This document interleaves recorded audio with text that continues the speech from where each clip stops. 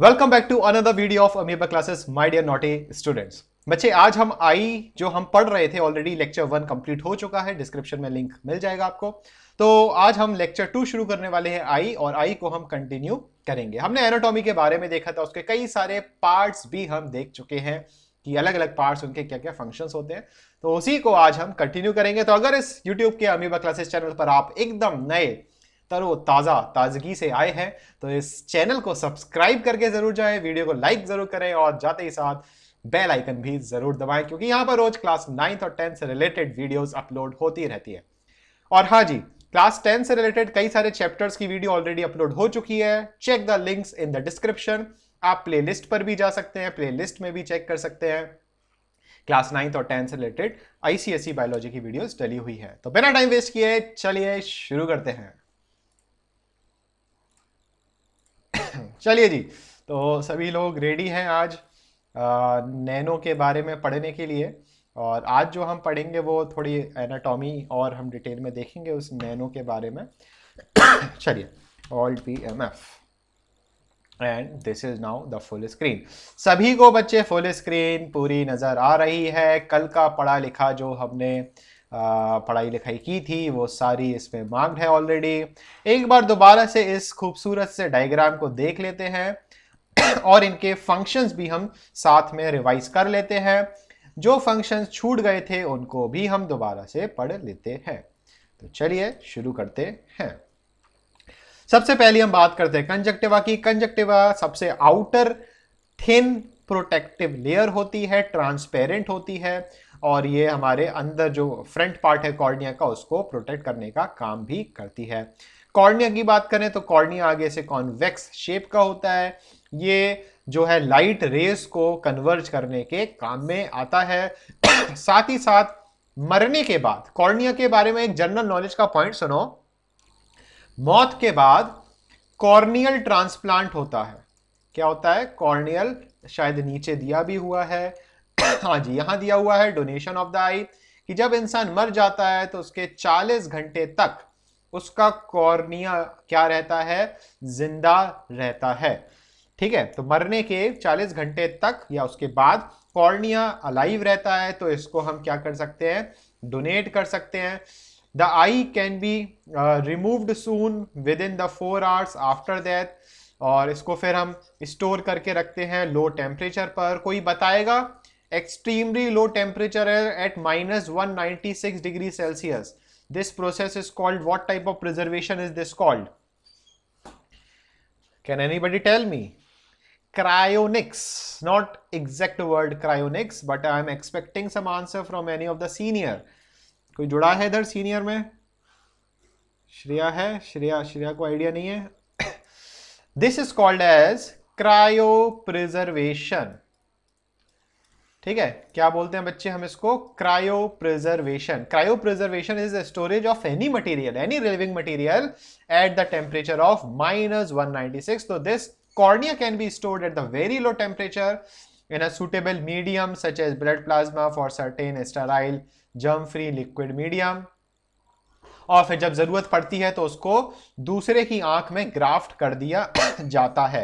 मतलब कि यहां पे जो जनरल नॉलेज का पॉइंट आया कि भाई कौन से पार्ट का ट्रांसप्लांटेशन पॉसिबल होता है, तो यहां पे हमारे पास एक आंसर है क्या?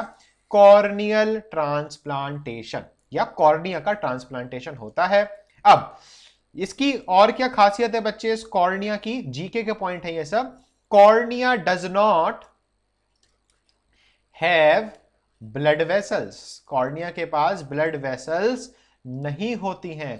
तो अगर कॉर्निया के पास ब्लड वेसल्स नहीं है तो इसको बच्चे ऑक्सीजन कहां से मिलेगी? अरे जब ब्लड वेसल नहीं है तो ऑक्सीजन लेके कौन आएगा?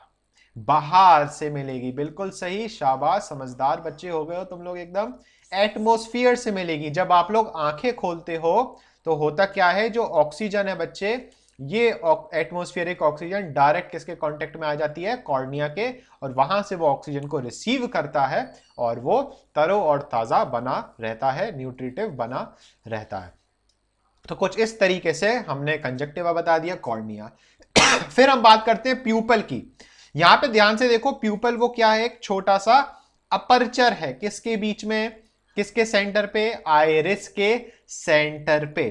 ठीक है जी। अब यहां पे किस हिसाब से लाइट इंटेंसिटी आ रही है, मतलब कि अगर लाइट बहुत ज्यादा आ रही है, बहुत ज्यादा आपकी आंखों पर लाइट पड़ रही है, इसका आप प्रैक्टिकल भी कर सकते हो, तो क्या होगा? ये जो प्यूपल है, ये जो डायामीटर है, वो क्या हो जाएगा? बहुत ही ज्यादा छोटा सा हो जाएगा। क्यों? क्योंकि बहुत ज्यादा लाइट आ रही है और इतने लाइट की जरूरत नहीं है। So the pupal will become reduce, या इसका डायमीटर क्या हो जाएगा? कम हो जाएगा। बट अगर हम बोलें कि जो लाइट है वो थोड़ी सी क्या है? कम है। लाइट रे क्या है? कम। तो जो प्यूपल का जो डायमीटर है वो क्या हो जाएगा? बढ़ जाएगा। तो यहां पे बच्चे इतना ज्यादा डायमीटर हो गया, तो क्योंकि लाइट बाहर से कम आ रही है और हमें तो भाई देखना है ना, क्योंकि क्रिश 3 आ रही है या कबीर सिंह आ रही है और वो मूवी अगर देखना है, तो डायामीटर जो है वो प्यूपिल का वो ज्यादा होना चाहिए, ताकि अच्छी तरह हमें दिखाई दे कि किस तरीके से कबीर सिंह है वो अपनी बाइक चला रहा, पीछे प्रीति को बिठाला हुआ है। तो वो देखने के लिए आइरिस और प्यूपल दोनों एक साथ काम करते हैं। जब लाइट ज्यादा होती है तो प्यूपल कॉन्ट्रैक्ट, आइरिस कॉन्ट्रैक्ट कर जाती है, जिसकी वजह से जो प्यूपल का डायमीटर है वो कम हो जाता है। जब लाइट कम होती है तो प्यूपल का डायमीटर ज्यादा हो जाता है। अगले पेज पर इसको और डिटेल में हम पढ़ेंगे। एक्वस ह्यूमर के बारे में बता ही चुके थे। आइरिस क्या कर रही है? Iris contracts and relax and thus changing the diameter of the pupil, and pupil controls the intensity of light entering into the eyes with the help of iris। समझ रहे हो ना? आइरिस की मदद से प्यूपल अपना डायमीटर चेंज करता है, जिसकी वजह से लाइट जो अंदर आ रही है उसकी इंटेंसिटी पर लगाम लग जाती है। बहुत ज्यादा लाइट आ रही है तो प्यूपल छोटा हो जाएगा ताकि कम लाइट अंदर करे। बहुत कम लाइट आ रही है तो प्यूपल का डायमीटर बड़ा हो जाएगा ताकि ज्यादा से ज्यादा लाइट अंदर एंटर करे, ताकि हम बहुत अच्छी तरीके से इस स्क्रीन को देख पाए, जो कि अभी आपके मोबाइल में या लैपटॉप पे चल रही है। ठीक है, फिर बात करते हैं हम सीलियरी मसल्स की। तो दो टाइप की सीलियरी मसल्स, मतलब मसल्स की बात करें तो अलग अलग टाइप्स की होती हैं, एक लॉन्गिट्यूडनल और सर्कुलर। तो यहां पे कौन सी है? सर्कुलर, और इनको हम रेडियल मसल्स भी बोल सकते हैं। बट इतने डिटेल में ना जाके अभी हाल फिलहाल याद रखो मसल्स हैं। और सस्पेंसरी लिगामेंट्स भी अभी हमने पढ़े थे, इसका फंक्शन अभी थोड़ी देर में हम डिस्कस करेंगे। लेंस आपको पता है ट्रांसपेरेंट होता है और रिफ्रैक्शन करता है। रेटिना पे इमेज बनती है, फोविया सेंट्रलिस पे शार्पेस्ट इमेज का फॉर्मेशन होता है। ऑप्टिक नर्व जो है वो ब्रेन तक सिग्नल लेके जाती है। ब्लाइंड स्पॉट जो होता है, यहां पर कुछ भी नहीं बनता, कोई इमेज नहीं बनती। कोरोइड का आपको पता है कि भाई ये पिगमेंटेड लेयर होती है, जिससे रंग बिरंगी हमें आंखें नजर आती हैं, जैसे टेलर स्विफ्ट की नीली आंखें और जैक एफरॉन की नीली आंखें, आपकी हमारी नॉर्मल आंखें, और ग्रीन कलर की भी किसी न किसी की आंखें। और फिर अगर स्क्लेरा की बात करें तो ये जो स्क्लेरा है वो क्या देता है? शेप देता है आई बॉल को। ये तो हो गया रिवीजन जो हमने थोड़ी सी स्पीड में किया है। ठीक है, तो जो नए लोग हैं, अगर ये YouTube पर आप देख रहे हैं तो अब आराम आराम से चलेंगे, क्योंकि ये था अपना रिवीजन का टॉपिक। तो आई होप बच्चे थोड़ा सा रिवाइज हो गया होगा, काफी कुछ आपको समझ गए होंगे। चैम्बर वेम्बर की बात करें तो वो एक्वस चैम्बर ये वाला हो गया, विट्रस चैम्बर ये वाला हो गया। ठीक है, ये आपको आइडिया हो गया। अगर हम आपसे एक सिंपल सा सवाल पूछें कि एटमॉस्फेयर से लेके फोविया सेंट्रलिस तक लाइट को अगर पहुंचना है तो वो किन किन पार्ट्स से होते हुए गुजरेगी? बताएं। अगर एटमॉस्फेयर से लाइट रे को फोविया सेंट्रलिस तक पहुंचना है तो किन किन पार्ट से होते हुए गुजरेगी? तो ध्यान से समझना, जिनको आंसर पता है क्रॉस चेक करना। सबसे पहले लाइट रे जो आएगी वो टकराएगी सबसे पहले किस पर? कंजक्टिवा पर। कंजक्टिवा के बाद कॉर्निया। कॉर्निया के बाद बताओ भाई, कमेंट्स में लिखते जाओ जो जो पूछते। नहीं, प्यूपल नहीं, गलत जवाब प्यूपल। कॉर्निया के बाद वो पहुंचेगी एक्वस चैम्बर में या एक्वस ह्यूमर में। ठीक है, बोर्ड में आता है ये, यही गड़बड़ कर देते हैं सब। तो कहां पहुंची? एक्वस चैम्बर या एक्वस ह्यूमर में। एक्वस ह्यूमर के बाद कहां पहुंची? Pupal, right.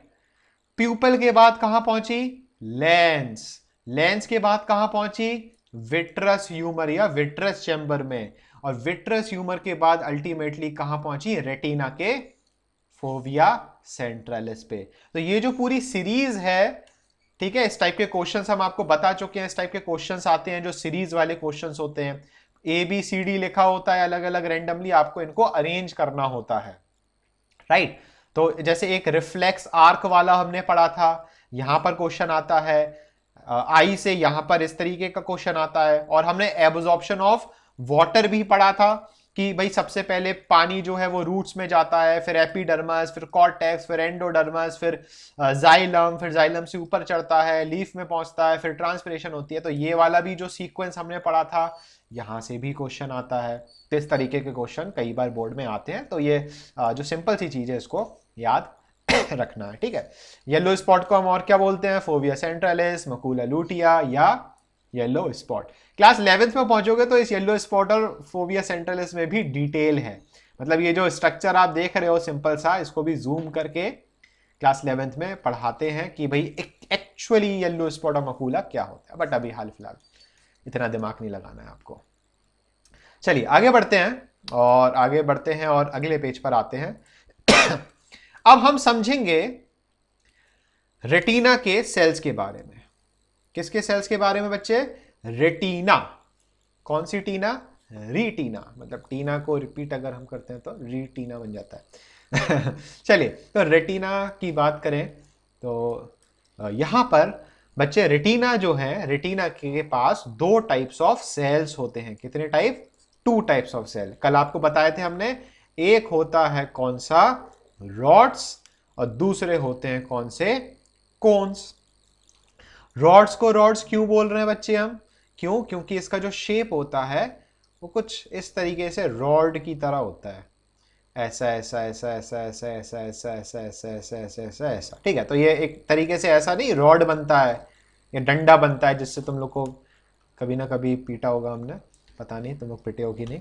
बहुत जिन बच्चों को मतलब आसिफ सर के डंडे घले हैं, बहुत किस्मत वाले हो तुम लोग। मतलब कुछ नसीब वाले बच्चों को ही डंडे घलते हैं। और मतलब अगर नहीं घले हैं तो मतलब पिट लेना कभी, तो मतलब बिल्कुल फ्यूचर नसीब बदल जाता है उससे, ठीक है जी। चलिए कोन्स की बात करें, एनी हाउ कोन्स की बात करते हैं।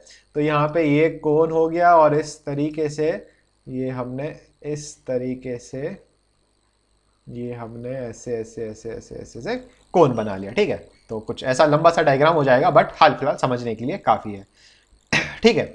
चलिए जी, इसके बाद आगे बढ़ते हैं। अब रॉड्स का काम क्या है? देखो, रेटिना का काम क्या होता है? इमेज का फॉर्मेशन करना। सिंपल सी बात है भाई, किसका फॉर्मेशन करना? इमेज का फॉर्मेशन करना। अब इमेज का फॉर्मेशन करने के लिए जरूरी है कुछ पिगमेंट्स। हमारी आंखों में कुछ पिगमेंट्स होते हैं जो चेंज होते रहते हैं और हमें दिखाई देता है सुबह शाम दिन रात, जब देखना चाहो तब हमें दिखाई देता है। किसकी वजह से? पिगमेंट्स। तो रॉड्स की अगर हम बात करें, रॉड्स जो सेल्स होते हैं रेटिना में, इनके पास जो पिगमेंट्स होता है इसको हम बोलते हैं रोडोप्सिन। क्या बोलेंगे हम? रोडोप्सिन। सेलिना में एक टर्म लिखा है विजुअल पर्पल, तो ये भी याद रख सकते हो, but rhodopsin is more important. तो रॉड्स में कौन सा पिगमेंट होता है? रोडोप्सिन। कोन्स की अगर हम पिगमेंट की बात करें बच्चे, तो कोन्स में होता है आयोडोप्सिन। कौन सा पिगमेंट होगा? आयोडोप्सिन। तो रॉड्स में कैसे याद रखोगे? आर से रॉड, आर से रोडोप्सिन, बड़ा सिंपल, ठीक है। तो रॉड्स और रोडोप्सिन। तो उल्टा किसके लिए हो जाएगा? यहां पे कोन्स के लिए उल्टा हो जाएगा। कोन्स के लिए कौन सा हो जाएगा? आयोडोप्सिन। सीओ से कोन्स और यहां पे आईओ से आयोडोप्सिन। तो सेकंड अल्फाबेट ओ आ रहा है, कोन्स में भी सेकंड अल्फाबेट ओ आ रहा है। तो इस तरीके से चाहो तो याद रख सकते हो। देवी, ये विजुअल वॉयलेट क्यों लिख रहे हो बार बार? विजुअल वॉयलेट लिखा हुआ है क्या सेलिना में? पर्पल नहीं लिखा हुआ है? चलिए खैर जो भी है, पर्पल के शेड्स होते हैं तो चलेगा, अगर वॉयलेट लिखा है वो भी सही है, विजुअल पर्पल भी सही है, ठीक है। अब जो रोडोप्सिन होता है बच्चे, वो मदद करता है रात में देखने के लिए। रात मतलब क्या? अंधेरा। अंधेरे का मतलब क्या? डार्क। या नेटफ्लिक्स के डार्क की बात नहीं कर रहे हैं, नहीं तो तुम लोग जोनस और मार्था करने लगो, पता नहीं किस किसने देखा है डार्क। बट एनी हाउ, यहां डार्क का मतलब क्या है? अंधेरा। और यहां डार्क का मतलब क्या है? Less light. और हम क्या लिख सकते हैं? Less light, LIGHT, less light को और हम क्या लिख सकते हैं? Dim light. और क्या लिख सकते हैं? Dim light. तो यहां पे कैसे समझे बच्चे? रॉड्स में आर आता है, रोडोप्सिन में भी आर आता है, और रात में भी आर आता है ना? और रात में होता है अंधेरा। अंधेरा का मतलब कम लाइट या डिम लाइट। तो जो कीवर्ड है बच्चे, वो कीवर्ड है क्या यहां पे? Dim light. तो ऐसे याद करोगे आप, ठीक है? कैसे? कि जो रॉड्स होते हैं उनके पास रोडोप्सिन पिगमेंट होता है, this rhodopsin pigment help to see object in dim light. कौन सी लाइट में बच्चे? Dim light.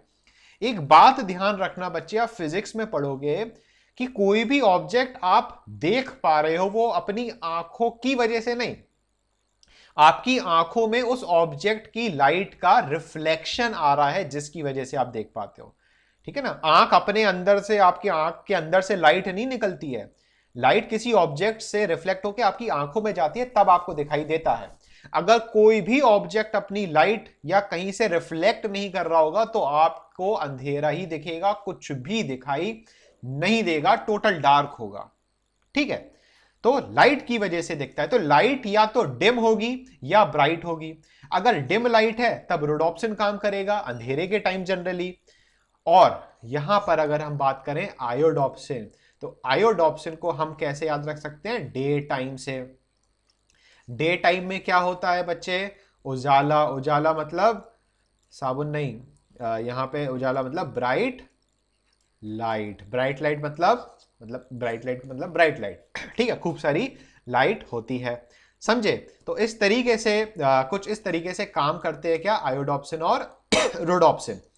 अब यहां पे बच्चे कुछ एग्जाम्पल समझना, इसको और अच्छी तरीके से एग्जाम्पल समझने की कोशिश करना।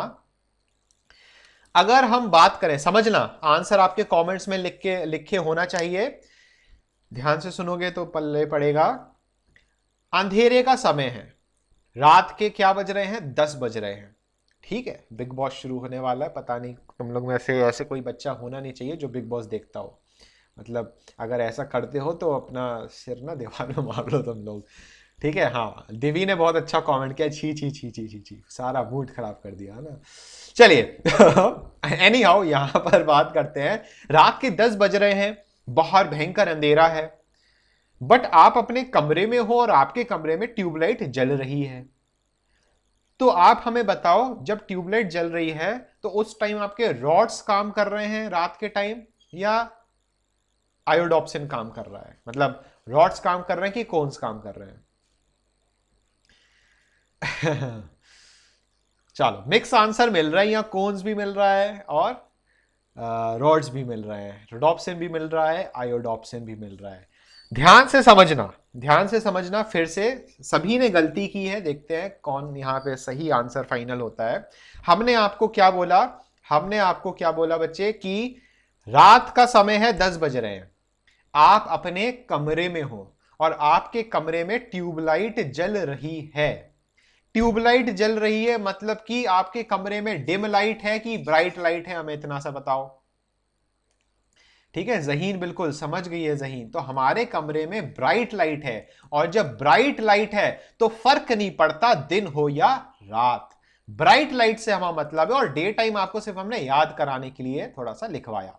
तो ब्राइट लाइट जब है, लाइट आपकी आंखों तक पड़ रही है, तो उस टाइम आयोडोप्सिन ही काम करेगा। मतलब कि कौन से सेल्स काम कर रहे होंगे? कोन्स। समझे? कौन से काम कर रहे होंगे? कोन्स। अब ठीक है, अब आपने भाई जो मूवी देख रहे थे आप लाइट ऑन करके, 11 बज गए या 12 बज गए और अब सोने का समय हुआ, और अब आपने क्या कर दी? लाइट को बंद कर दी। जैसे ही लाइट बंद करी तो क्या हुआ? अंधेरा। और ध्यान से समझना, जैसे ही बच्चे अंधेरा हुआ, आपको सिर्फ 5 से 10 सेकंड तक कुछ भी दिखाई नहीं दिया। मतलब कौन सी कंडीशन आई? Total dark condition. आपकी आंखों के सामने काला अंधेरा छा गया, है ना, यही डायलॉग मारते हैं ना। बट 10 सेकंड बाद होगा क्या, आपको कुछ ऑब्जेक्ट्स जो है वो दिखाई देने लगेंगे, है ना, कुछ ऑब्जेक्ट जो है आपके कमरे के अंदर थोड़ा बहुत जो है वो आपको दिखाई देना लगेगा। क्यों? क्योंकि अब कैसी लाइट हो चुकी है, अब हो चुकी है डिम लाइट, और डिम लाइट हो चुकी है तो कौन से सेल्स एक्टिवेट हो गए, रॉड्स एक्टिवेट हो गए, या हम बोले कौन सा पिगमेंट अब काम करने लगा बेटा, रोडोप्सिन। कौन सा काम करने लगा, रोडोप्सिन। अब यहां बच्चे एक्चुअल में हुआ क्या उसको समझो।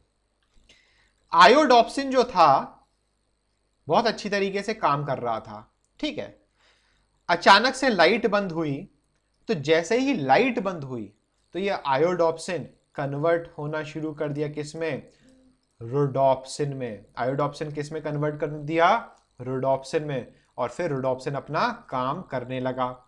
जैसे ही आपने, अब फिर से ध्यान से सुनना, कि एकदम अंधेरा था, रोडोप्सिन काम कर रहा था, आपको थोड़ा बहुत दिखाई दे रहा था, बट आपका भाई बहन पापा मम्मी कोई भी आया और लाइट ऑन कर दी। जैसे ही लाइट ऑन की तो आपके अपनी आंखें खुली की खुली रह सकते हो क्या, आपकी आंखें अजीब सी हो जाती है और आपको 10-12 सेकंड का फिर से टाइम चाहिए होता है आपको अपनी आंखों को एडजस्ट करने का। क्यों? क्योंकि लाइट अचानक से आपकी आंखों पर आ गई। तो क्या हुआ, रोडोप्सिन जो था वो वापस किस में कन्वर्ट होना शुरू हो गया, आयोडोप्सिन में। क्यों? क्योंकि अब कैसी आ चुकी है, ब्राइट लाइट आ चुकी है। तो बीच में जो आप छोटा सा गैप देखते हो ना चेंज का, कभी मूवी देखने गए हो, जब मूवी देखने जाते हो तो बाहर तो लाइट ही लाइट रहती है, सनलाइट रहती है, और जैसे ही आप उस ऑडिटोरियम के अंदर घुसते हो, सिनेमा हॉल के अंदर जाते हो, तो अचानक से गुप अंधेरा, और कुछ 5-10 सेकंड बाद आपको फिर दिखाई देने लगता है, सीट्स दिखाई देने लगती हैं, और फिर बड़े आराम से आपको हर चीज दिखाई देने लगती है। तो यहां पे क्या चल रहा है एक्चुअल में, दिन में मतलब कि ब्राइट लाइट में, सनलाइट में आयोडोप्सिन काम कर रहा था, और जैसे ही आप उस थिएटर के अंदर गए रोडोप्सिन काम करने लगा। जैसे ही थिएटर के बाहर आए तो आपकी आंखें थोड़ी सी अजीब सी होने लगी, और जैसे ही एडजस्टमेंट हो गया वापस आयोडोप्सिन अपना क्या करने लगा, काम करने लगा। समझे? यहां तक क्लियर? ठीक है, अभी कहानी खत्म नहीं हुई है, अभी तो कहानी शुरू भी नहीं हुई है। ठीक है, तो यहां तक क्लियर। अब आप हमें कुछ और चीजें बताओ, आपके एक्सपीरियंस के बेसिस पे यहां पर हम आंसर्स लिखेंगे। जब आप अंधेरे में किसी को देखते हो, ठीक है, अंधेरे में जब आप किसी को देखते हो, मोबाइल की बात नहीं कर रहे, ऑब्जेक्ट्स की बात कर रहे हैं। अंधेरे में जब आप किसी चीज को देखते हो तो वो रंग बिरंगा दिखता है कि ब्लैक एंड व्हाइट, कैसा दिखाई देता है वो, रंग बिरंगा कि ब्लैक एंड व्हाइट, बताएं भाई। जब अंधेरे में आप किसी ऑब्जेक्ट को देखते हो तो ब्लैक एंड व्हाइट दिखाई देता है, सभी को पता है, सभी ने एक्सपीरियंस किया है। जिनने एक्सपीरियंस नहीं किया है प्रैक्टिकल कर लेना अपने घर पे, आप ही का घर है, कभी भी प्रैक्टिकल कर सकते हो, ठीक है। बट अभी इस वक्त आपके कमरे में, अभी इस वक्त आपके कमरे में क्या है, लाइट है। तो अभी आप बच्चे मोबाइल को कलरफुल देख पा रहे हो, आपके आसपास जो ऑब्जेक्ट्स है वो कलरफुल देख पा रहे हो, है ना, आपके आसपास बोतल जो रखी है, ट्यूबलाइट जो लगी है, घर के अंदर जो कलर है वो आप देख पा रहे हो। मतलब कि जब ब्राइट लाइट होती है तब हमें क्या दिखता है, हमें कलर्स दिखाई देते हैं। तो अगर हम, समझना, तो अगर हम आपसे पूछें कि कलरफुल ऑब्जेक्ट्स शो करने के लिए कौन सा पिगमेंट रिस्पॉन्सिबल है, कलरफुल जिंदगी जो आप देखते हो उसके लिए कौन सा पिगमेंट रिस्पॉन्सिबल है, आयोडोप्सिन। कौन सा, आयोडोप्सिन। और धुंधली धुंधली ब्लैक एंड व्हाइट बेरुखी सी जिंदगी जो अगर देखने की बात करें तो वो कौन रिस्पॉन्सिबल है, रोडोप्सिन। यहां तक क्लियर? एक बार यस सर लिख दें पूरे 20 बच्चे जितने सुन रहे हैं, और आगे बढ़ते हैं, कंटिन्यू करते हैं उसको। चलिए ठीक है, तो काफी बच्चों को यस सर आ गया। अब अगला, अभी अभी अभी बहुत मजा आने वाला है, मतलब बहुत मजेदार टॉपिक है ये। अब अगर हम आपसे पूछें बेटा कि आप बताओ आपकी आंखों में, अरे गाने याद आ जाते हैं ऐसे सेंटेंस बोल बोल के चलिए, आपकी आंखों में ज्यादा सेल्स कौन से हैं? रॉड सेल्स ज्यादा हैं या कोन सेल्स ज्यादा हैं? आप लोग तुक्का मार के आंसर दो। आपकी आंखों में रॉड्स ज्यादा हैं कि कोन्स ज्यादा हैं? बताओ भाई। तो भाई जाहिर सी बात है, और आप लोग यहां पे जैसा कि हम पढ़ चुके हैं, तो सभी को सभी ने जितने सारे पूरे, और आंसर लिखते जाओ भाई, बहुत अच्छा लग रहा है तुम लोग ऐसे आंसर लिख रहे हो कि ऑलमोस्ट ऑलमोस्ट रितिका को छोड़ के, पता नहीं रितिका ने ऐसा क्यों लिखा, बट रितिका को छोड़ के सभी ने आंसर क्या दिया? कौन दिया, जो कि बिल्कुल ही कैसा जवाब है? गलत जवाब है। ठीक है ना, ये आंसर क्या है? गलत है। ठीक है, तो सभी ने पूरा कॉन्फिडेंस के साथ आंसर दिया, नहीं भाई साहब कौन सी ज्यादा होते हैं चाहे कुछ हो जाए, नहीं। ठीक है, तो गलत जवाब है, कोन्स नहीं होते हैं ज्यादा। इसका रीजन समझो, और हम आपको बच्चे ये भी समझते हैं कि आपने कोन्स जवाब क्यों दिया, उसको भी हम एक्सप्लेन करेंगे। आप लोग बताना कि हम आपके माइंड को रीड कर पा रहे हैं या नहीं। अब भाई अगर हम आपसे बोले 24 घंटे में से अगर आप 8 घंटे सोते हो तो आपकी आंखें बंद होती हैं, ठीक है। अब 8 घंटे अगर हम सो गए तो कितने घंटे बचे? 18 बचे, 16 बचे, 16 घंटे बचे, है ना। तो यहां पर 16 घंटे बचे, तो बाकी का 16 घंटे तो आप आंखें खोल के ही बैठे हो ना। और आंखें खोल के बैठे हो तो अंधेरे में तो बैठे नहीं हो। कहां बैठे हो? ब्राइट लाइट में बैठे हो। और अगर ब्राइट लाइट में बैठे हो तो as per according to your answers, light में अगर आप बैठे हो तो कौन से सेल्स की ज्यादा जरूरत है? कोन्स की ज्यादा जरूरत है ना। कुछ ऐसा ही सोचा था आपने जिसकी वजह से आपने कोन्स आंसर दिया। अगर ऐसा सोचा था तो यस सर लिख दें, और नहीं सोचा था तो नो सर लिख दें, है ना। तो सभी बच्चे यस लिख रहे हैं कि हाँ ये लॉजिक तो है कि सर आप, लॉजिक तो यही कहता है कि भाई हम ज्यादा देखते हैं। अनुराग आप अपना आंसर को एक्सटेंड करो कि आपने क्या सोचा था। तो ज्यादातर बच्चे क्या सोच रहे थे कि भाई ज्यादातर हम दिन में उजाले में ही रहते हैं, इसलिए कोन्स की ज्यादा जरूरत है। बट यहां पे अब हम रीजन समझते हैं कि बच्चे रॉड्स क्यों ज्यादा हैं। इसके लिए हम अगले पेज पर आते हैं, मतलब बुक का पेज चेंज नहीं करेंगे अपन, स्लाइड चेंज करेंगे। मजा आ रहा है तुम लोग को कि नहीं? हमें तो बहुत मजा आ रहा है पढ़ाने में, तुम लोग को पता नहीं और मजा आ रहा है कि नहीं।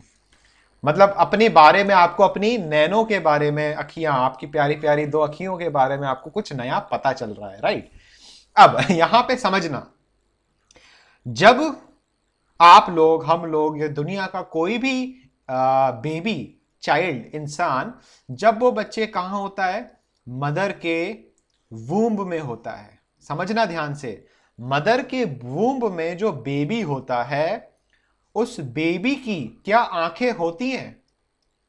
जो मदर के वूम्ब में बेबी है, क्या उसकी आंखें होती हैं? है ना, बिल्कुल होती है, बिना आंखों के थोड़ी होता है। शायद नहीं, अरे नहीं बच्चे, आंखें होती हैं।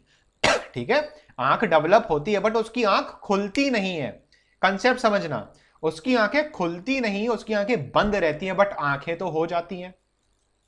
और जब बेबी की आंखें बंद होती हैं, उस टाइम उसकी जिंदगी में, उस बेबी की जिंदगी में क्या है? अंधेरा। क्या है बेटा? अंधेरा। और अगर अंधेरा है तो उस अंधेरे के टाइम उसकी आंखों में कौन से सेल्स बन रहे होंगे? धीरे धीरे धीरे धीरे खूब सारे रॉड्स। कौन सा पिगमेंट बन रहा होगा? रोडॉप्सिन। बच्चे कौन सा पिगमेंट बन रहा होगा धीरे धीरे? रोडॉप्सिन। अभी वो पैदा नहीं हुआ है, बट क्योंकि उसकी आंखें बंद हैं, अंधेरे का काम है, तो वहां पे सिर्फ और सिर्फ किसका फॉर्मेशन हो रहा है? रॉड्स का, रोडॉप्सिन का। समझ रहे हो? फटाफट से कौन वो बच्चा है जो हमें बताएगा विटामिन ए का नाम? विटामिन ए का नाम, साइंटिफिक नेम, जल्दी से फटाफट से। स्मार्ट स्मार्ट आंसर दें, स्पीड में, जितने स्पीड में दे सकते हो। What is the scientific term for vitamin A? Retinol. Senior answer दे रहे हैं, जूनियर से एक्सपेक्ट कर रहे थे हम। चलो, सेजल ने दिया आंसर। विटामिन ए का नाम क्या है? रेटिनॉल। तो बच्चे जब रेटिनॉल बनता, मतलब जब रोडॉप्सिन बनता है, रोडॉप्सिन बनता है रेटिनॉल से। किससे बनता है? रेटिनॉल से। और प्रेगनेंसी के टाइम, ध्यान से सुनना, प्रेगनेंसी के टाइम जो मदर होती है उसको हम काफी सारा न्यूट्रिएंट रिच डाइट देते हैं, उसको वाइटामिन की टैबलेट्स देते हैं, उसको फॉलिक एसिड की टैबलेट्स देते हैं, हम ऐसी दवाइयां उनको खिलाते हैं मदर को जो कि हेल्दी रहे और बेबी के लिए भी क्या रहे, हेल्दी रहे। तो उस टाइम कंजप्शन किसका ज्यादा होता है, विटामिन ए का। तो विटामिन ए का कंजप्शन होता है, रेटिनॉल मिलता है। रेटिनॉल क्या बनाता है, रोडोप्सिन पिगमेंट्स बनाता है, किसमें, रॉड सेल्स में। ठीक है। अब 9 मंथ के बाद क्या हो गया, चाइल्ड बर्थ। क्या हो गया बेटा, चाइल्ड बर्थ। अब जैसे ही चाइल्ड बर्थ हुआ, उस बेबी ने पहली बार अपनी आईज को क्या किया, ओपन किया। अब जैसे ही पहली बार आईज को ओपन किया तो देखो, रॉड्स तो खूब सारे थे, कोन्स थोड़े से ही बन पाए।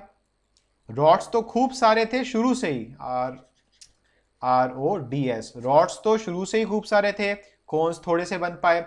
और रॉड्स की वजह से बच्चे जो रोडोप्सिन था वो भी खूब सारा था। तो अब क्या होगा, जैसे ही उसने आंखें ओपन की तो रोडोप्सिन किस में कन्वर्ट होगा, आयोडोप्सिन में, और उसको ब्राइट लाइट की प्रेजेंस में ऑब्जेक्ट्स क्या करने लगेंगे, दिखाई देने लगेंगे। समझे, यहां तक समझ में आया, वो कंसेप्ट समझ में आया कि रॉड्स क्यों ज्यादा। ठीक है, तो यहां पे हमें यह पता चल गया कि जो रॉड्स होते हैं वो ज्यादा होते हैं किससे, कोन्स से।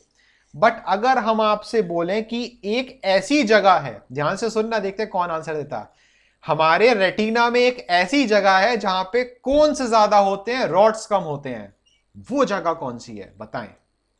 ऐसी कौन सी जगह है हमारे रेटिना पे जहां पर कोन्स ज्यादा होते हैं और रॉड्स कम होते हैं। और उसका एकदम सही जवाब क्या है बच्चे, येलो स्पॉट, फोविया सेंट्रलिस, मकुला लुटिया। क्यों, क्योंकि ये एक वो रीजन है जहां पर BRIGHTEST, ब्राइटेस्ट, या हम बोले शार्पेस्ट इमेज का क्या होता है, फॉर्मेशन। तो जहां पे एकदम क्रिस्टल क्लियर इमेज बनती है वहां पर कोन्स का होना बहुत ही ज्यादा जरूरी है।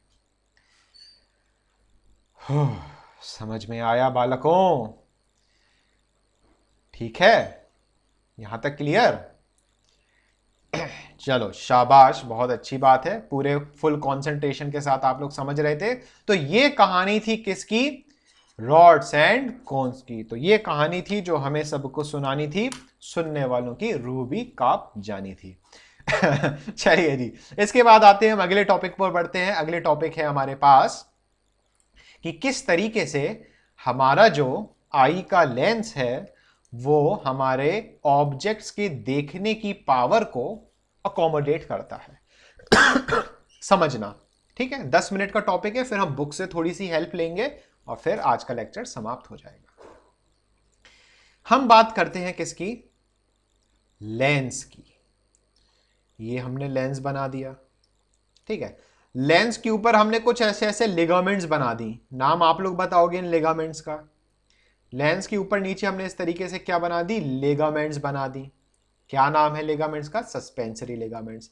इस सस्पेंसरी लिगामेंट्स के ऊपर हमने कुछ इस तरीके से मसल्स बना दिए। ये हम बोले इस तरीके से हमने क्या बना दिए बच्चे, मसल्स बना दिए। ये कौन से मसल्स हैं, सीलियरी मसल्स। लेबलिंग कर देते हैं, रेड कलर हो गया क्या, सस्पेंसरी लिगामेंट्स, और ऊपर वाला जो पार्ट हो गया वो क्या है, सीलियरी मसल्स। ठीक है, अब ध्यान से समझना, हम बात करते हैं दो ऑब्जेक्ट्स की। किसकी बात करेंगे हम, दो ऑब्जेक्ट्स की। नीचे की तरफ चले जाते हैं।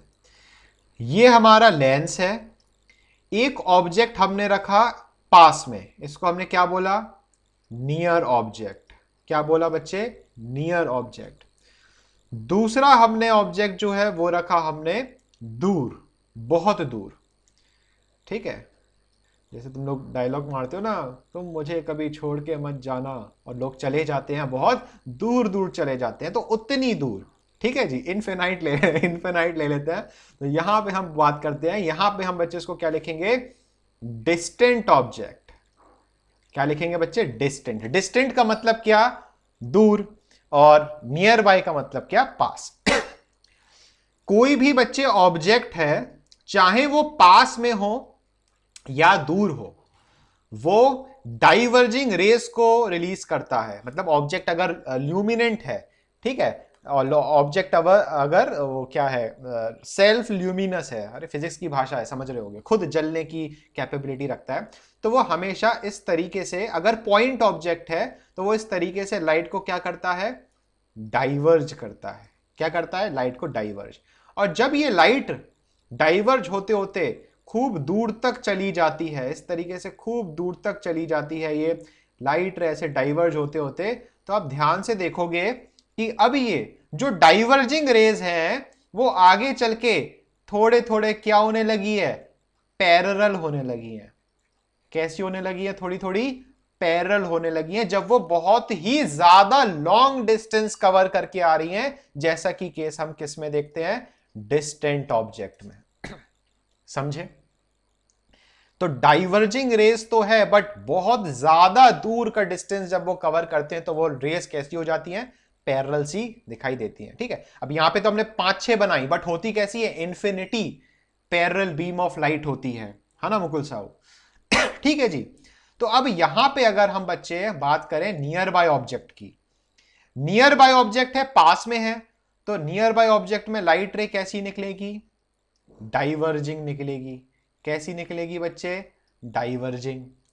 ठीक है, बट डिस्टेंट ऑब्जेक्ट है तो डाइवर्जिंग तो निकल रही होगी, बट क्योंकि वो इन्फिनाइट पर है तो आगे चल के ये डाइवर्जिंग जो रेज है वो आगे चल के जब तक लेंस के पास पहुंचेंगी वो कैसी हो जाएंगी बच्चे, पैरेलल हो जाएंगी। कैसी हो जाएंगी, पैरेलल हो जाएंगी। ध्यान से समझना, जब डिस्टेंट ऑब्जेक्ट है बच्चे, ये बहुत इंपॉर्टेंट कॉन्सेप्ट है, तो फोकस बिल्कुल स्क्रीन पर होना चाहिए। डिस्टेंट ऑब्जेक्ट की बात करें तो लाइट रे कैसी आ रही है, पैरेलल। और जब पैरेलल लाइट रे आती है तो जो शेप होता है लेंस का, जो लेंस का शेप होता है वो कैसा होता है बच्चे, नॉर्मल। कैसा शेप होता है, नॉर्मल शेप होता है। ठीक है, जब नियर बाय ऑब्जेक्ट आ रहा होगा, नियर बाय ऑब्जेक्ट से लाइट रे आ रही है, तो आप ध्यान से देखो, हमें फटाफट से कमेंट में आंसर बताओ कि ये जो लेंस होता है हमारी आंखों का, ये कन्वर्जिंग लेंस है कि डाइवर्जिंग लेंस है? ये आपको पता है, कल बताया था, बस कमेंट में एक बार आंसर लिख दो। अरे भाई देव अग्निहोत्री, कहां कंफ्यूज हो रहे हो?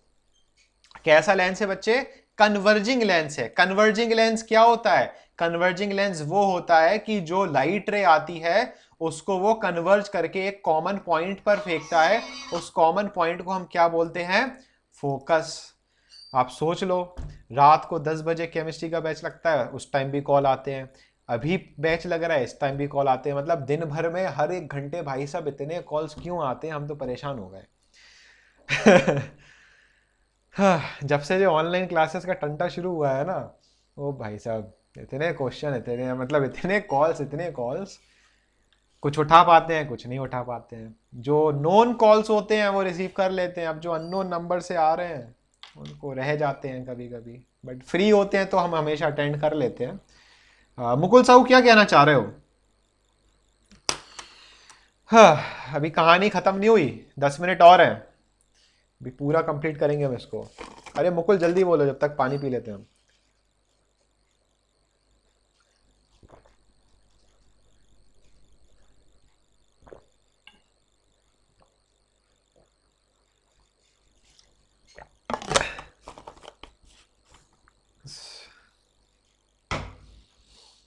Like when we see dream, our eyes is closed. How are we able to see it? We are not seeing it actually. That is just our imagination. अगर हम आपको बोलें आंखें बंद करो मुकुल और इमेजिन करो आपकी बायोलॉजी में 100, मैथ्स में 100, केमिस्ट्री में 100, बायो में भी 100, आप पूरे इंडिया के टॉपर हो, आपके घर पे है वो न्यूज़ चैनल वाले आ रहे हैं और आपको बोल रहे हैं कि आपने कैसे पढ़ाई की, दिमाग में चल रहा है ना कुछ, बट आंखें तो बंद है। समझ रहे हो, दिमाग में चल रहा है, इमेज इमेज चल रही है, बट आंखें तो बंद है। तो इस तरीके से ड्रीम्स भी होती है। ठीक है जी, तो सपना बड़ा अच्छा दिखाया, पूरा करना इसको, मेहनत होगी तो होगा, नहीं मेहनत करोगे तो कुछ भी नहीं होगा। ठीक है, चलिए, लेंस वीक कैसे हो जाते हैं सब हम बीमारियों में पढ़ेंगे आगे। अभी बस ये समझो कि जो लेंस है वो कन्वर्जिंग लेंस है, कन्वर्ज करके कहां करता है, फोकस। और अगर हम आंखों की बात करें, हम ये प्यारी प्यारी दो अखियों की बात करें, तो इन अखियों का जो फोकस है वो किस पॉइंट पर होना चाहिए हमारी आई के? इन प्यारी प्यारी दो अखियों का जो फोकस है वो किस पॉइंट पर होना चाहिए? फोविया पर होना चाहिए। ये तो अब तुम लोग समझ चुके हो कि कैसे भी करके अगर शार्पेस्ट विजन चाहिए तो फोकस होना चाहिए कहां? फोविया सेंट्रलिस पर। ये तुम लोग को समझ में आ गया, जो कि बहुत अच्छी बात है। अब यहां समझना कहां चला गया? Near by object. ध्यान से समझना, अगर ऑब्जेक्ट पास में है तो डाइवर्जिंग रेज आ रही हैं, मतलब कि लेंस की जितनी कन्वर्जिंग पावर है, जितने कन्वर्जिंग तरीके से वो फोकस भेज सकता है यहां पर, ऑलरेडी जो रेज आ रही हैं वो कैसी हैं? डाइवर्ज। तो इस लेंस को बच्चे क्या करना होगा? इस लेंस को थोड़ा सा थिक होना पड़ेगा। कैसा होना पड़ेगा? थिक होना पड़ेगा। लेंस जब थिक होगा तो इस लेंस की जो कन्वर्जिंग पावर है वो नॉर्मल लेंस के कंपैरिजन में क्या हो जाएगी? बढ़ जाएगी। क्यों बढ़ाना चाह रहे हैं हम इस लेंस की कन्वर्जिंग पावर? इसलिए क्योंकि नियर बाय ऑब्जेक्ट है और उससे डाइवर्जिंग रेज आ रही है। तो जितना डाइवर्जिंग रेज आ रही है उतनी ही इस लेंस को कन्वर्जिंग पावर बढ़ानी होगी। और कन्वर्जिंग पावर तब बढ़ेगी जब लेंस क्या होगा? थिक। क्योंकि जब लेंस थिक होगा तो इसकी फोकल लेंथ जो है वो कम होगी, फोकल लेंथ कम होगी तो पावर बढ़ जाएगी। फिजिक्स का पार्ट है ये, ठीक है। तो अभी बस ये समझो कि अगर लेंस मोटा है, थिक है, तो कन्वर्जिंग पावर ज्यादा है। अगर लेंस थिन है तो कन्वर्जिंग पावर कम है या नॉर्मल है। ठीक है जी, आप अब ये समझ चुके हो। तो अगर हम बात करें, ये हमारे पास लेंस है, यहां पे हमने कुछ ऐसा लेंस बनाया, और इसी लेंस को अगर हम कंपेयर करने की बोले, इसी लेंस को हम अगर आपसे कंपेयर करने की बोले, ऊपर वाले लेंस को नंबर 1, और बस खत्म होने ही वाला है, 10 मिनट और, नीचे वाले लेंस को नंबर 2, ये नंबर 2 और ये नंबर 1। इन दोनों लेंस को देखकर आप हमें बस इतना बताओ कि कन्वर्जिंग पावर किसकी ज्यादा है, नंबर 1 या नंबर 2? नंबर 2 की। अगर नंबर 2 की ज्यादा है तो आप बताओ नंबर 2 में ऑब्जेक्ट कहां होगा? पास में होगा कि दूर में होगा? सही आंसर देना, गलत नहीं देना। पास में होगा, बिल्कुल, शाबाश। तो यहां पर जो ऑब्जेक्ट होगा क्या होगा? वो पास में होगा। और अगर नॉर्मल लेंस का शेप है, या हम बोले लेंस पतला है, अब हम कंपेयर कर पा रहे हैं तो ऊपर वाला लेंस पतला है, मतलब कि यहां पर जो ऑब्जेक्ट होगा वो क्या होगा? डिस्टेंस पर होगा। तो अब देखो, अब हम अपनी आंखों के अंदर हाथ डाल के लेंस को पतला और चौड़ा तो कर नहीं सकते। क्या कोई है जो अपने उंगलियों को अपनी आंख के अंदर डालेगा और उस लेंस को मोटा करेगा और फिर पतला करेगा? नहीं। तो हमारे अब, और हम जो है बच्चे, हम ऑब्जेक्ट पास के भी देखते हैं और हम दूर के भी देखते हैं। छत पे खड़े हो जाओ तो आपको स्टैच्यू ऑफ लिबर्टी दिख जाता है, समझ रहे हो? तो यहां पे नहीं दिखता है, वो बात अलग है, बट भावनाओं को समझो। दूर की चीजें आपको दिख जाती हैं। दूर के जो रिश्तेदार होते हैं, जब रिजल्ट आता है, जो कॉल करते हैं आपको पहली बार कि अरे बेटा बोर्ड का रिजल्ट आ गया, कितने मार्क्स है, वो भी दिख जाएंगे, अगर दूर का आप देखना चाहो तो। ठीक है, तो अब दूर का देख रहे हो, फिर पास का देख रहे हो, फिर दूर का देख रहे हो, फिर पास का देख रहे हो, तो इस टाइम जो हमारा लेंस है वो पतला हो रहा है, फिर मोटा हो रहा है, फिर पतला हो रहा है, फिर मोटा हो रहा है, फिर पतला हो रहा है, फिर मोटा हो रहा है।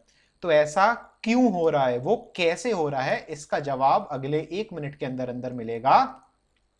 जब सस्पेंसरी लिगामेंट कॉन्ट्रैक्ट करते हैं, समझना, जब सस्पेंसरी लिगामेंट कॉन्ट्रैक्ट करते हैं और सीलियरी मसल्स जो हैं वो रिलैक्स करते हैं, तो लेंस क्या हो जाता है? थिन हो जाता है। ये याद कर लो, ऑफलाइन क्लास होता तो हम थोड़ा और अच्छी तरह आपको अपने हाथों के जेस्चर से एक्सप्लेन करते, बट अभी याद करो, जब बस ये याद कर लो, सस्पेंसरी लिगामेंट जब कॉन्ट्रैक्ट करते हैं तो लेंस थिन हो जाता है। बस इतना सा याद रख लो, सब कुछ याद हो जाएगा। अभी जैसे आपको याद करो, हमने आपको ग्रे मैटर और व्हाइट मैटर बताया था, और हमने आपको बोला था स्पाइनल कॉर्ड के सेंटर में ग्रे मैटर होता है, बस ये याद रख लो।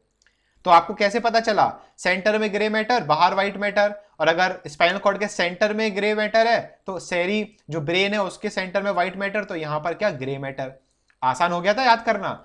इसी तरीके से नीचे वाले ऑप्शन में उल्टा है, क्या कि जब बेटा सस्पेंसरी लिगामेंट क्या करते हैं, रिलैक्स, और सीलियरी मसल्स क्या करते हैं, कॉन्ट्रैक्ट। तो जब ऐसा होता है तो लेंस बच्चे कैसा हो जाता है, थिक हो जाता है। कैसा हो जाता है बच्चे, थिक हो जाता है। बड़ा ही सिंपल सा है। तो फिर से हम आपको एक सेंटेंस में रिपीट कर रहे हैं, ध्यान से सुनना है इस सेंटेंस को। सेंटेंस, ये टीवी वाला डाउट अभी हम डिस्कस करते हैं। सेंटेंस क्या है, जब आप कोई चीज पास की देखते हो, जब पास की चीज देखते हो तो उस टाइम सस्पेंसरी लिगामेंट्स रिलैक्स होते हैं, सीलियरी मसल कॉन्ट्रैक्ट करती है और लेंस हो जाता है थिक, और आपको वो थिकनेस की वजह से उसकी सारी rays of light fovea centralis पर पहुंच जाती है और आपको वो चीज साफ साफ दिखाई देने लगती है। फिर आप दूर का देखने लगे अचानक से, जैसे ही दूर का देखने लगे तो सस्पेंसरी लिगामेंट कॉन्ट्रैक्ट हुई, सीलियरी मसल रिलैक्स हुई और लेंस जो था वो अपने वापस ओरिजिनल शेप में आ गया और उसने जो लाइट रे है उसको कन्वर्ज कहां कर दी, फोविया सेंट्रलिस पर, और इस तरीके से हमें दिखाई देने लगता है। अब बात करते हैं, मुकुल का एक बहुत सिंपल सा क्वेश्चन है कि सर हमारे पापा मम्मी जो है वो हमें ये क्यों बोलते हैं कि जो टीवी है वो दूर से देखो, डोर से देखो नहीं, कहां से देखो, दूर से देखो। दूर से देखा तो ऐसा लगा जैसे अंडे उबल रहे थे, पास जाके देखा तो देखा कि गंजे उछल रहे थे। सुना है? ठीक है ना। चलो, तो यहां पे बच्चे इसलिए होता क्या है, जब जब जो आपके पापा का जमाना था, आपकी मदर का जो जमाना था, उस टाइम जो टीवी चलती थी, उस टाइम जो टीवी चलती थी वो बॉक्स वाली टीवी चलती थी, कुछ ऐसी, और ऐसा कुछ बॉक्स टीवी होती थी। वो कैसी टीवी होती थी बच्चे, बॉक्स वाली टीवी। और उस बॉक्स वाली टीवी में जो एक इंस्ट्रूमेंट लगा होता था उसको हम बोलते थे सीआरटी। किसी को फुल फॉर्म पता है तो जल्दी से बताओ, पहला वर्ड ही लिख दो, काफी हो जाएगा स्पीड में मगर। तो वो बॉक्स वाली टीवी में क्या लगा होता था, सीआरटी। सीआरटी का फुल फॉर्म होता है cathode ray tube. Class 9th में आपने पढ़ा है एटॉमिक स्ट्रक्चर में, व्हाट आर कैथोड रेज। भूल गए हो तो फिर आपकी प्रॉब्लम है, ठीक है ना। एनोड रेज, कैथोड रेज, तो कैथोड रे ट्यूब। और ये कैथोड रे जो थी वो आपकी आंखों में जाती है और आंखों को क्या करती है बच्चे, डैमेज करती है अगर पास में हो आप। इसलिए आपके पापा मम्मी भी बिल्कुल सही है कि भाई दूर से टीवी देखना चाहिए, बट वो कौन सी टीवी, वो टीवी होना चाहिए दूर से देखने वाली, सीआरटी वाली। बट आजकल के टाइम की बात करें, सभी के पास कौन सी है, वो एलसीडी वाला डिस्प्ले होता है, पतली थिन टीवी होती है। अब उसमें बच्चे एलईडी या एलसीडी रहती है, उसमें सीआरटी नहीं होती है, इसमें सीआरटी नहीं होती। और जब सीआरटी नहीं है तो कोई रेज भी नहीं है, कोई रेज नहीं है तो कोई डैमेज भी नहीं है। तो इसका मतलब यह है कि सीआर जो नॉर्मल टीवी जो है, पतली वाली टीवी है, उसको आप पास से देखोगे क्या, इसका मतलब यह है कि पतली वाली टीवी पास से देखोगे, नहीं। यहां पे देखो, यहां पे कौन सा कंसेप्ट आया, अगर आप पतली वाली टीवी पास से देख रहे हो, ध्यान से देखो, अगर पतली वाली टीवी आप पास से देख रहे हो तो आपके आंखों के लेंस पर, आपकी सस्पेंसरी लिगामेंट्स और मसल्स पर स्ट्रेस पड़ेगा और उस स्ट्रेस की वजह से आपकी आंखें दर्द हो सकती हैं, दर्द दे सकती हैं। इसीलिए हमें एक नॉर्मल डिस्टेंस रहना, बहुत ज्यादा दूर नहीं, बहुत ज्यादा पास भी नहीं, एक नॉर्मल डिस्टेंस होना जरूरी है।